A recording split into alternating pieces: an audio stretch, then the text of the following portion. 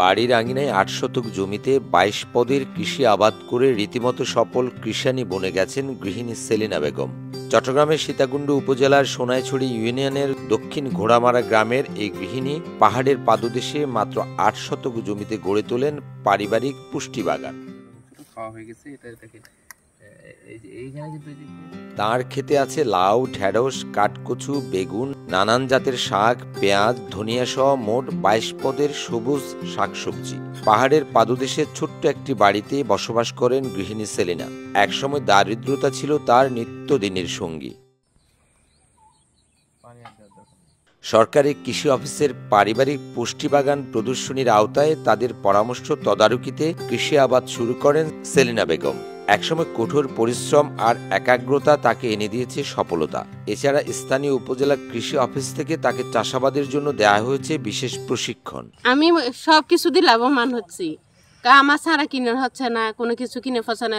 দিদিকে বললে, মিত্রদিকে বললে, ওইখান থেকে ও কৃষি অফিস থেকে উপজেলা থেকে আমাকে আনি দেয়, বা যখন রোপণ করি বলি, বা একদিন পর হোক, দুদিন পর হোক, ওনা আমাকে সহযোগিতা করে উনি নিয়ে আসে এখানে। সম্প্রতি সেলিনার পারিবারিক পুষ্টি বাগানে গিয়ে দেখা যায় বাড়ির অভিমুখে পাহাড়ের পাদদেশে একখণ্ড জমিতে উদ্যমী এই নারী গড়ে তুলেছেন তার ছোট্ট এই কৃষি খামার। আমি এটা নিজে যখন বাকি সময়গুলো থাকে বা সকালে বিকালে ওই সময়টা এখানে কাটাই, তখন আমার ভাত খরচটা উঠে যায়। কোন একটা কিছু হইলে ওইটাই দিয়ে আমার মিটে যায়। সেলিনার খামারে রয়েছে সাদা, বেগুনি আর হলদে রঙের ফুলকপি, আছে বাঁধাকপি, একাধিক জাতের বেগুন, মরিচ, ক্যাপসিকাম, টমেটো, বাদাম, ভুট্টা, মিষ্টি আলু, শসা, মটরশুঁটি, জার্সিম, সরিষা আর আদা সহ মোট ২২ প্রকারের সবজি। সব আমি তাকে চারা সংগ্রহ করে দিলাম, বীজ সংগ্রহ করে দিলাম। সে সুন্দর করে আমাকে বেডগুলা রেডি করে দিল এবং সুন্দরভাবে সে চারাগুলা বুনলো, বীজগুলা ফালাইলো। আমি তাকে উপজেলা থেকে বিভিন্ন ট্রেনিং আসলে ট্রেনিংগুলো করাই দিছি, একদিনের গ্রাফের ট্রেনিং করাই দিছি। সে মোটামুটি প্রশিক্ষণপ্রাপ্ত, আমাদের কথাগুলা নেয় বলে সে আজকে লাভবান হতে পেরেছে।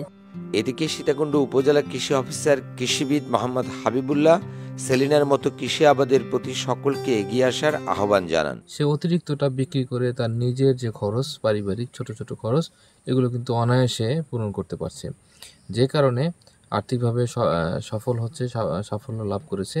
আমরা এই ধরনের কৃষক যারা আগ্রহী তাদেরকে আমরা সহযোগিতা করে আমরা প্রত্যেকটি জায়গা অনাবাদি, যেন কোনো জায়গায় যেন অনাবাদি না থাকে, উৎপাদন যাতে সবসময় বৃদ্ধি পেতে থাকে, সেই ব্যাপারে আমরা সবসময় চেষ্টা করে যাচ্ছি।